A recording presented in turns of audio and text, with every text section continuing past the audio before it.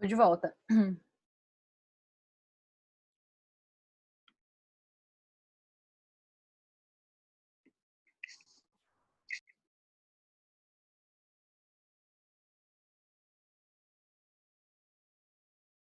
Tem gente andando ao lado dos Estados Unidos, do Grand Canyon. Como é que você fez isso, Giovana? Ensina eu. Eu também queria aprender. Que eu coloquei? Eu tinha colocado um plano de fundo. Achei que você tava no fundo verde aí, colocou um chroma key. Não tem como pôr plano de fundo. Mas só assinante? Ou todo mundo? Não! Você aperta aqui nos 3 pontinhos e aparece virtual background. Tá vendo? Ai, no meu não sei se tem, que o meu é do computador. Ah, que legal. Vamos lá, daí você Giovana, cara. Depois você me manda um tutorial, achei muito legal. Ai, Giovana Belli. Sensacional. Cara, tinha uns recursos sensacionais que eu não sei usar. Numa aula minha, de fora da faculdade, eles conseguem... É uma aula prática. E aí o professor ele consegue dividir a sala em grupos. Então, tipo, dentro da sala, ele cria por um tempo subsalas. Então, vira um chat de, tipo, 3 pessoas e tal. Eu achei sensacional. Não sei fazer nada disso. Já me falaram isso também, mas eu também não aprendi a fazer ainda. Mas Cara, um dia eu aprendo. Também quero aprender. Grupo, então quem é o grupo de hoje? Me falem o nome, por favor. André Rodrigues. Tá. A Natália e a Giovana Belli. Cadê a Giovana? oi. Cuidado aí que tá coronavírus nos Estados Unidos aí, Giovana.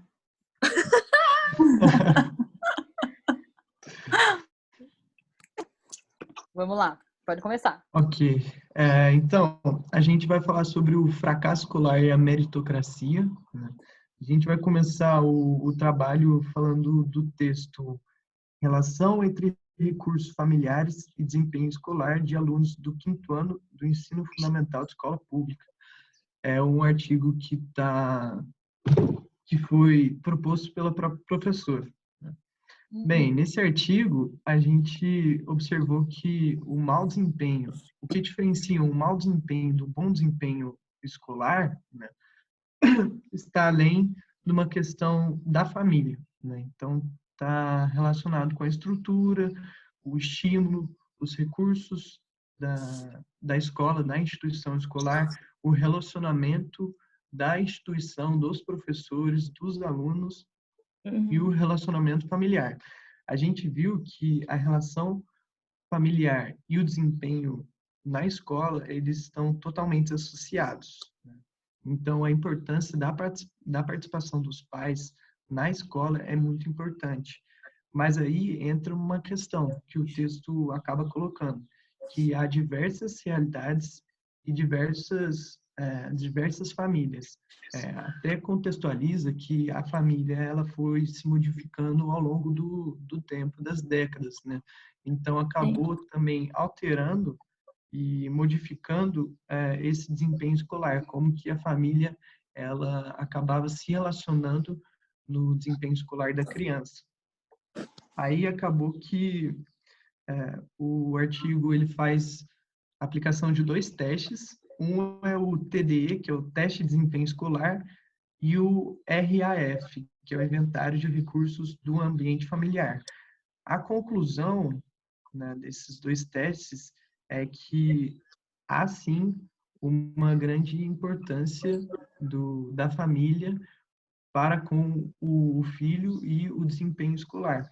E aí acaba acrescentando coisas como o acompanhamento dos pais nos afazeres da escola, nas tarefas, né, no estabelecimento de rotina, o estabelecimento de horários para tipo fazer as atividades e até mesmo atividades extraescolares, que no caso seriam um passeio, ir no parque, alguma coisa que possa também acrescentar, né, nesse ensinamento, nessa educação, né? Então, não fica preso só nas atividades intraescolares. É além dessa questão, é uma coisa extraescolar. Vocês observaram alguma semelhança com algum autor que a gente estudou? Sim, bem, eu percebi que ambos os autores que a gente acabou estudando, né, criticam muito essa questão. Criticam a questão da postura da escola e o quanto que ela acaba recebendo esses alunos e como que ela acaba se relacionando com a realidade de cada um, né? Aham. Agora, Sim. eu não me lembro qual o autor que fala, mas ele fala da questão de que a escola ela exige uma postura crítica e ela acaba exigindo, muitas vezes, do aluno uma postura que nem todos os alunos possuem.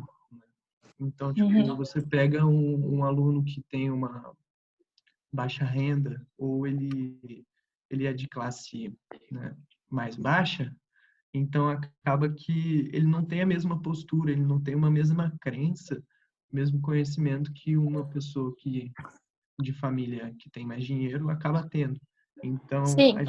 a gente acaba Ele- percebendo, eu acabo percebendo isso. Pode falar, Giovana. Não, ele até falou isso no texto, que uma coisa que auxilia muito os alunos é você fazer passeios. Só que tem muitos alunos que não têm essa condição. Uhum. Uhum. O autor que falou isso é o Bourdieu. E eu até lembro que na aula sobre isso, André, você trouxe a questão do intercâmbio. Lembra? Isso. É o Sim. Bourdieu, Verdade. que ele vai falar que o capital cultural faz muita diferença, só que infelizmente ele acaba sendo atrelado ao capital econômico, né? Então não é porque o aluno é pobre que ele tem dificuldade, mas é porque a condição da pobreza dificulta ele ter acesso a essas coisas. Às vezes a gente Sim. vê famílias, por Exatamente. exemplo, é comum a gente ter filho de professor de ensino básico. O professor de ensino básico ganha mal, infelizmente. Então, geralmente são famílias pobres ou de classe média baixa, porém que tem capital cultural. E aí isso faz toda a diferença do pai às vezes acompanhar, né? Conseguir ver o que tem gratuito na cidade para levar, né? Sei lá, Sesc, tipo, coisa da prefeitura. Então isso já faz uma diferença com relação à família pobre que ainda que também por não ter informação, por não ter a condição mesmo, acaba não levando em atividades culturais como essa que a gente está falando. Né? Professora, e eu acho importante acrescentar que isso também impacta, né, até mesmo no valor que é dado para o conhecimento, né, dessas Sim. realidades. Isso. Então dialoga muito esse texto com o que a gente viu do Bourdieu. Sim, Isso. vai É o encaixar Bourdieu. bastante. Vai encaixar bastante naquela parte que ele vai falar do capital econômico, social Exato. e cultural, né? Isso Sim. mesmo.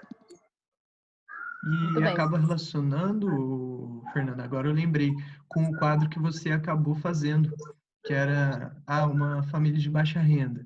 Tal investimento é um risco para ela, portanto, ela não tende a investir. Agora, para uma família que tem uma condição financeira melhor, não é um risco tão grande. Então, acaba associando com isso, né? E aí, bem, seguindo adiante, acaba que no texto ainda do fracasso escolar fala dessa questão das viagens, dos passeios, que acaba auxiliando no processo de aprendizagem e também nos brinquedos pedagógicos, né, que acabam estimulando o sucesso familiar. E aí, acabou que teve uma frase que me chamou a atenção, que foi um parágrafo que, para mim, definiu todo o texto. Eu vou ler para vocês. A família é uma variável importante no sucesso acadêmico das crianças. É uma das causas, não isoladamente, do fracasso escolar. A parceria escola e família é essencial à aprendizagem, promovendo o sucesso escolar. Os pais auxiliam a escola de acordo com a maneira com que eles foram educados. Porém, famílias com baixo grau de escolaridade se sentem perdidas diante das tarefas. Os pais relatam ainda que sentem a necessidade de maior orientação por parte da escola de como devem auxiliar em seus filhos. Então, só nesse parágrafo a gente pode perceber que nem todos estão adaptados à escola, né, à realidade. Então, tem pais que eles se sentem perdidos em como eles podem orientar, o que eles podem fazer, enquanto outros pais acabam por ter uma realidade diferente, às vezes, tipo, a pessoa fez um ensino médio, fez um ensino superior, para ela já é normal, né? Já é uma coisa cotidiana. Mas para outras famílias isso não é tão cotidiano, já é uma coisa mais difícil, então acaba vendo essa diferença da realidade. Então, como que... Acaba até faltando esse apoio da escola, né? Exato. Sim. Acho que da frase que o André leu, o que é importante vocês olharem é que, por mais que a família seja essa variável importante, você não pode depositar na família a responsabilidade pelo fracasso escolar. Ele justamente fala da parceria entre a escola e a família, e que a escola também tem um papel quando ela entende que a condição da família é essa. Então, primeiro, o que a gente faz a partir disso? Não é tipo, então a gente senta e fala, é mesmo, então o aluno não vai aprender porque a família dele é pobre. Então, é entender a condição para a escola também se colocar como responsável. Sim, até que no começo do texto ele fala que no ambiente escolar os professores eles pensam, a opinião deles é muito isso, de que mau desempenho vive em um ambiente desestruturado e bom desempenho em um ambiente estruturado. Só que a importância na área educacional é muito importante e falta, não é só a família que é o problema no fracasso escolar. Sim, e foi uma das coisas que a gente discutiu também a partir das entrevistas, a partir da leitura, é que não tem como fixar, né, as condições ou a falta, o fracasso em uma determinada situação só, ou só na família, ou só na instituição, porque ela não abrange uma variável, né? Ela tem várias coisas, então tem N situações que vão proporcionar esse fracasso. Então, vai ter o governo, né, o poder do Estado dentro disso, vai ter a família, vai ter a própria instituição, vai ter os professores, né, porque a gente precisa separar os professores da instituição, porque nem sempre está relacionado uma coisa com a outra, porque existem professores, pelo menos no nosso estágio mesmo, a gente vê professores muito comprometidos, enquanto outros, por ser funcionário público, já não tem aquele comprometimento tão grande. Então, ele só para cumprir o que é posto. Então, tem N coisas que vão realmente direcionar. E eu achei legal desse texto, porque ele dá essa visão de que a responsabilidade ela não é da família só e nem só da instituição, mas é como uma máquina, né? Que tem várias engrenagens e cada coisinha precisa funcionar para que aquilo realmente se desenvolva melhor. É uma relação, Natália. Perfeito. Se tiver uma coisa que eu quero que vocês aprendam dessa aula, é isso. As causas do fracasso escolar, elas são multifatoriais. Não é uma coisa que você pode falar, é isso, acabou. Senão era fácil, né? Mas é um fenômeno muito complexo e muito difícil da gente solucionar por causa disso. E aí, né, eu acho que acaba se encaixando com o que a gente está falando agora, é o Paulo Freire, que ele fala do exercício do diálogo, que o exercício do diálogo ele vai servir de instrumento para a libertação, que aí no caso ele fala de uma classe que é oprimida, né, pela sociedade. Então, a partir do diálogo, né, essa aprendizagem ela é constituída. Então, tipo, o diálogo ele é necessário tanto para você conversar e se relacionar, no quesito, então, de ensinar e aprender, que seria o professor e aluno, mas aí a gente pode abranger para a gestão e para a comunidade, para a família, para acabar desenvolver esse conhecimento, né? Então, o Paulo Freire, ele enfoca nessa questão, que a ideia dele é de educação libertadora, mas esse exercício de criar uma liberdade, autonomia, ele se daria pelo diálogo, né? E conforme a gente estava falando agora há pouco, ter esse maior entrosamento, esse melhor, até mesmo um melhor relacionamento, uma melhor comunicação, para que esse conhecimento ele seja passado, adquirido pelo aluno, e aí sim ele consiga fazer esse processo, né, crítico e fazer o seu próprio pensamento. Bem, mais algo que vocês queiram acrescentar? Não, acho que a gente pode propor a sua ideia. Ok, então vou passar aqui. Teve uma pessoa que acabou desenhando aqui no slide. Quem será? Obrigado, viu? Então, aí a gente fez as entrevistas, né? Aí foram 2 entrevistas que a gente conseguiu fazer e ela teve base nesse texto, relações entre recursos familiares e o desempenho escolar dos alunos de 5º ano do ensino fundamental de escola pública e ajudando a desmistificar o fracasso escolar. Ela foi uma entrevista realizada com uma professora, que ela é uma professora universitária de Direito, e o outro foi com um professor de escola pública que já atuou tanto no ensino fundamental 2 quanto no ensino médio.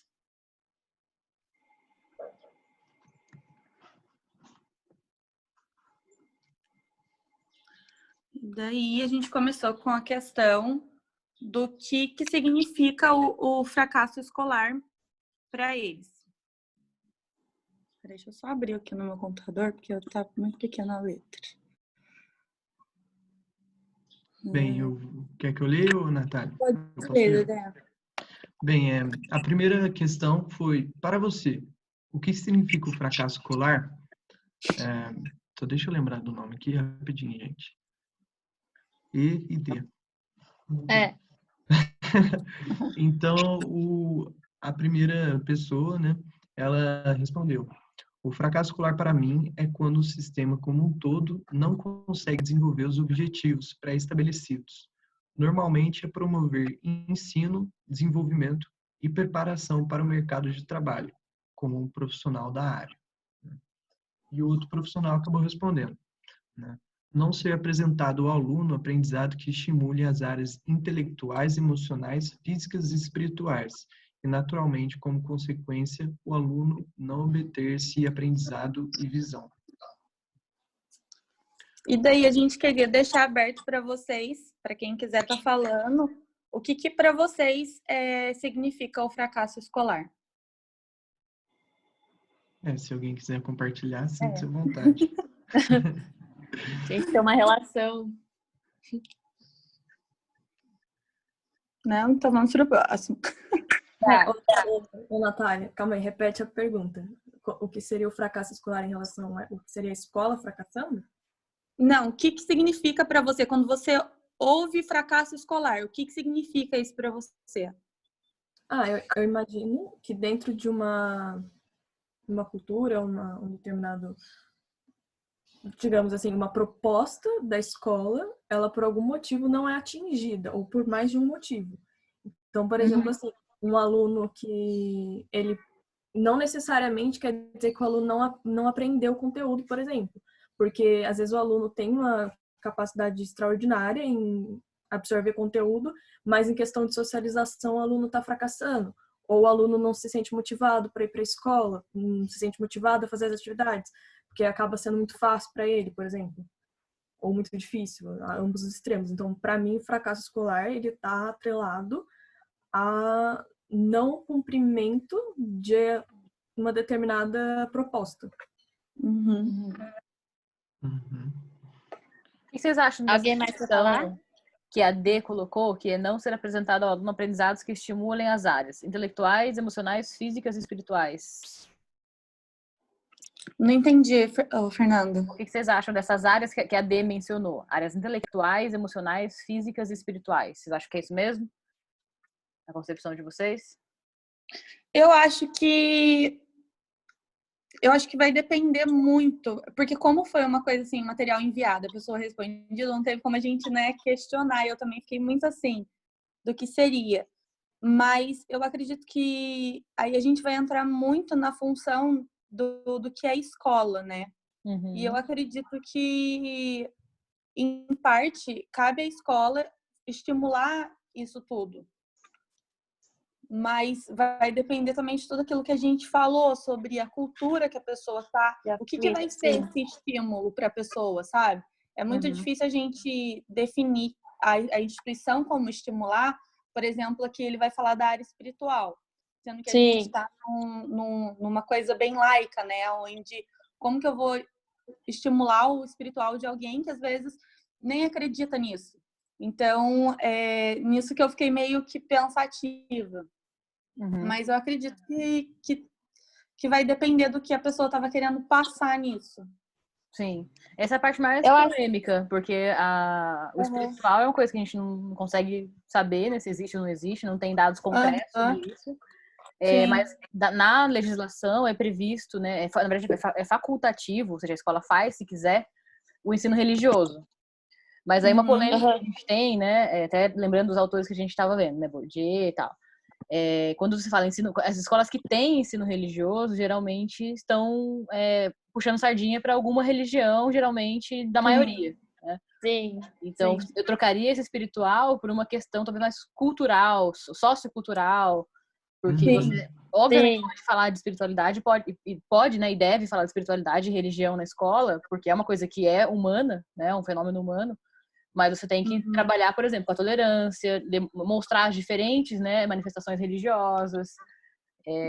Isso teve uma discussão sobre isso uma vez na turma da noite, na mesma disciplina que eu dou à noite, que o professor propôs uma atividade que ia falar, eu acho que é Dia da Consciência Negra, alguma coisa, que ia falar das religiões afro-brasileiras e não foi permitido.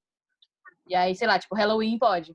Então, acaba tendo Uma coisa super americana e um pouco brasileira, né? Sim. Então, a gente tem vieses e ninguém tá isento disso. Só é legal a gente alertar para que isso existe. A pessoa fala, né, desenvolvimento espiritual, ela tá pensando na religião cristã. E isso não é papel da escola. Evangelizar aluno não é papel da escola, mas apresentar manifestações socioculturais de diferentes religiões, sim. Só assim, fazendo esse Eu trabalho. acho, Criança religiosa. Essa imposição, né? Não É. é boa. Justamente. sim, eu acho que também ela podia estar falando em relação ao autoconhecimento. Sim, sim. De uma, e usou espiritual para falar disso. Sim, sim. Sim, Desenvolvimento Eu pessoal. acho que sim. tem um autor, Fernando, que acaba falando dessa questão da religião mesmo, que é para discutir esse pensamento, como que é a palavra? Um pensamento mais religioso, eu esqueci agora, mas acaba falando para discutir essa questão, né, e não mostrar desse ponto de vista e desse viés, né? Então, tipo, agora eu esqueci mesmo, viajei. Tudo bem. Vamos seguir aí. Como a segunda pergunta que a gente fez foi: como você caracteriza o mau desempenho escolar? Aí o E falou: negativo, falta de formação capacitada, falta de contato com a realidade, profissionais utópicos e não preparados, alunos sem base nenhuma, com preguiça e sem visão de futuro. E o positivo é os alunos dispostos a arrumar meios para se destacar e evoluir, mas usam de suas próprias energias, quase sempre sozinhos. Aí o D falou: o bom desempenho é como o fruto de uma árvore. Se a árvore, principalmente dos relacionamentos, estiver saudável, este será saudável. Porém, se a árvore estiver com problemas neste sentido, então a árvore secará aos poucos e não produzirá frutos. A isso chamo de mau desempenho. Eu acho interessante da resposta de ambos é que eles acabam caracterizando o mau desempenho escolar para os alunos em si, né? Sim. Eles acabam falando de uma relação, mas eu vejo que eles posicionam mais a questão do aluno do que da instituição. Que a culpa é do aluno. Exatamente. Mas o primeiro fala dos profissionais, né, Dedé? Ele vai falar que é uma realidade utópica, né? Sim. Então, eu acho que enquanto eu tava, né, a gente estava fazendo tudo e repassando, eu pensei muito, falei assim, esse trabalho, ele tinha que ser um trabalho para a gente perguntar pros profissionais de educação, né, pros alunos, para alguém da política, para a gente poder realmente, para a família, para a gente abranger realmente tudo, porque fica muito em aberto, né? Fica muito, porque como é uma visão de dois professores, então eu achei que isso também nessa questão, pegou muito a questão da responsabilidade ser do aluno. Nath, pode fazer uma pergunta? Esses Claramente. professores, eles são de que ensino? Público, particular? O D é de ensino público e o E é da Unital, professor universitário. Ah, sim. Tá bom, obrigada. De nada. Isso de entrevistar, né, políticos, alunos e tal, quando você for fazer seu pós-doutorado, você faz, porque vai dar muito trampo. Mas seria um trabalho lindo, eu não vi nenhum trabalho sobre isso, de diferentes Aí, ó, Natália. visões sobre esse mesmo Né? fenômeno. Fica pro Fica a dica. doutorado. E passando para a próxima. Em qual etapa da educação que você acredita mais ser afetado pelo fracasso? O E respondeu, o ensino médio, pois é o que considero como divisor de águas na vida do estudante. E muitas das vezes é nessa fase que os alunos mais sofrem. E o D respondeu, em média, entre 10 a 13. Então, é caracterizado pelo ensino médio mesmo. Né? É Eu 10 a acho que 13 e também... pega o Fundamental 2. Né? Aham. Isso.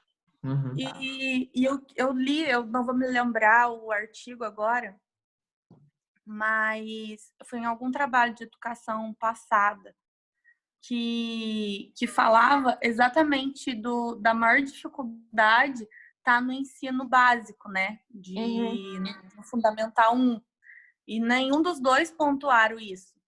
Porque, querendo ou não, sem o ensino básico bem estruturado, acaba que reflete em todos os outros, né? Sim. E aqui a gente encontra um professor de universidade falando a respeito do ensino médio. Eu achei bem curioso isso, porque é o que antecede, né? E daí fala, não, o ensino médio que não foi bom e ele não chega na universidade. Tipo, isso é uma dedução minha. E um professor que hoje é de ensino médio falando do ensino fundamental 2. Sempre o que antecede. Ótima interpretação, ótima interpretação. Mas o que eu achei que eles entenderam é aonde que, tipo assim, não o que causa o fracasso escolar, mas aonde que o aluno acaba desistindo de estudar. Ah, sim. Então, Pode ser. não fica claro, né? Assim, se for, Mais afetado, né? se for pensando assim, em qual etapa que o aluno acaba desistindo de estudar, é o ensino médio. Lembra da aula de políticas públicas, né? Que a gente viu que onde tem mais gente fora da escola é no ensino médio. O Fundamental 1 conseguiu, em parte, resolver isso com as políticas públicas que foram implantadas nos anos 90. O ensino superior também tem muita evasão, só que o ensino superior não é considerado educação básica, né? Ele já é optativo, então. Já é entre essa escolha, né? Já é, exatamente. Tem outros fatores aí também, né? Econômicos, de escolha profissional mesmo, né? Mas é interessante essa interpretação, de que eles estão olhando sempre, né? Tipo assim, os alunos chegam aqui De já trás. zoado. Não é culpa minha. Não é culpa minha. Nossa, a gente escuta muito na universidade. Ah, porque a progressão continuada faz com que os alunos não tenham o hábito de estudar. Ah, porque o ensino médio não prepara bem, porque o vestibular foi mal feito. Nossa senhora, escuta muito isso. Superior. Aí você vai para o ensino médio, não, a educação básica que é isso, que é aquilo. Aí quando vai lá no infantil, ele fala, não, a educação vem de casa. O aluno já vem aqui. Sim. A gente não tá para educar a criança. Os pais que têm que educar. A gente ensina. Eles vão lá para a próxima, então.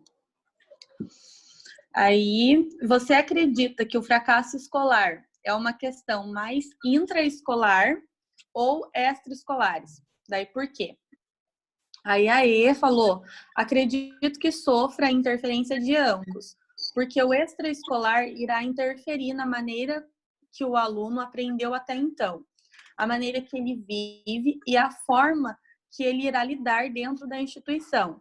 Da mesma forma que a maneira de ensino, disposições escolares e ideológicas, metodologia também possuem grande peso no processo. E o D vai dizer, acredito que se o tempo que se passa é maior da escola, como, por exemplo, escolas em períodos integrais, aumenta a dosagem de responsabilidade sobre os resultados por parte intraescolar. Porém, se a maior parte do tempo de seu dia passa com a família, então acredito que há um fator que predomina seja a extraescolar. E é isso. Engraçado, né? Eles relacionarem, tipo, o tempo com a responsabilidade. Sim. É isso que eu ia comentar. Ok, vamos para a próxima, então. Quais os maiores obstáculos para se combater dentro do fracasso escolar? Aí o E falou, Acredito que seja a desigualdade de oportunidades, a disponibilidade dos recursos educativos, a dinâmica escolar e a empatia dentro do âmbito escolar. Em entender que todo aluno aprende de uma forma e em um tempo. Ser professor é desafiador nesse sentido. Aí o D falou, ter uma visão holística do ser humano e aplicar isso na prática nos relacionamentos entre todos. Seja aluno, professor, diretor, servidor, pai, mãe, irmãos, amigos, etc.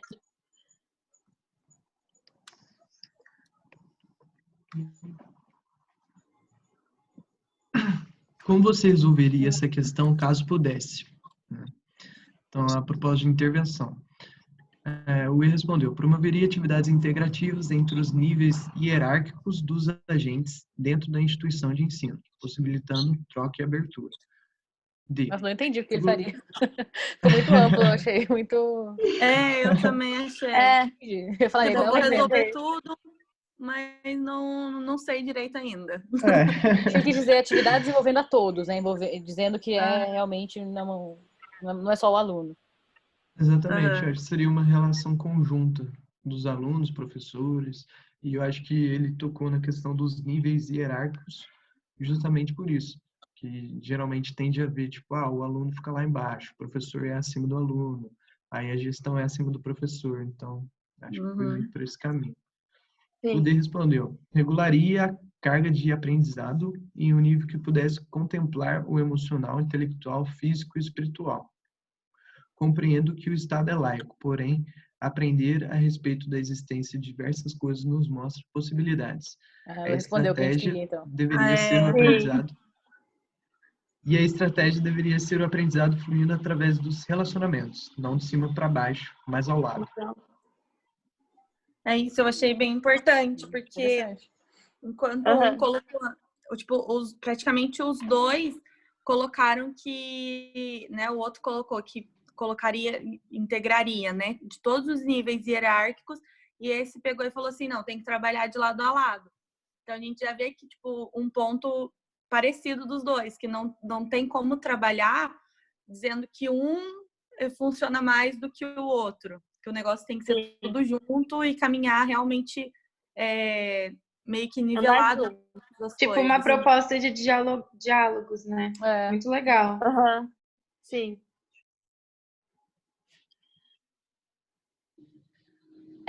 A próxima pergunta. Você acredita que há uma relação das atividades extraescolares, como passeios, excursões e eventos, com o desempenho escolar dos alunos? O E respondeu, sim, o processo de aprendizagem é muito além da sala de aula. E o D respondeu, acredito que tenha boa relação. A variedade, em alguns sentidos, faz bem a nós como seres humanos. É exatamente isso. Eu acho que até mesmo vendo pela faculdade, né, o quanto que pode acrescentar a gente fazer uma visita ou um trabalho voluntário.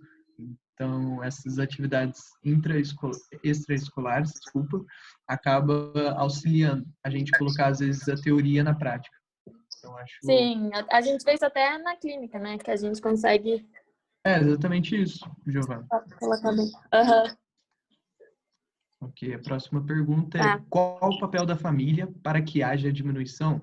O E respondeu. O papel da criação da base para o ensinamento e amparo para o desenvolvimento. Ele respondeu, proximidade, relacionamento saudável, comunicação aberta.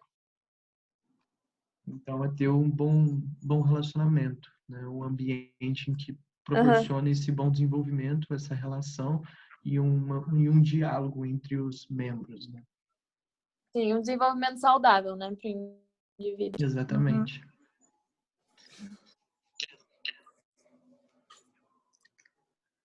Bem, qual o papel do educador em instituição? O E respondeu. O papel do educador é de não medir esforços para promover o desenvolvimento e ensino. Vejo meus alunos dentro da universidade como sementinhas que precisam ser regadas com conhecimento e realidade, para que se preparem para os seus sonhos. A instituição tem o papel de promover estrutura, comodidade, harmonia para um ambiente seguro e de aprendizagem. D. Compreender e atuar diante das diversas diferenças individuais com respeito, conhecimento e comunicar-se de forma com que possibilite o entendimento e crescimento dos diversos perfis.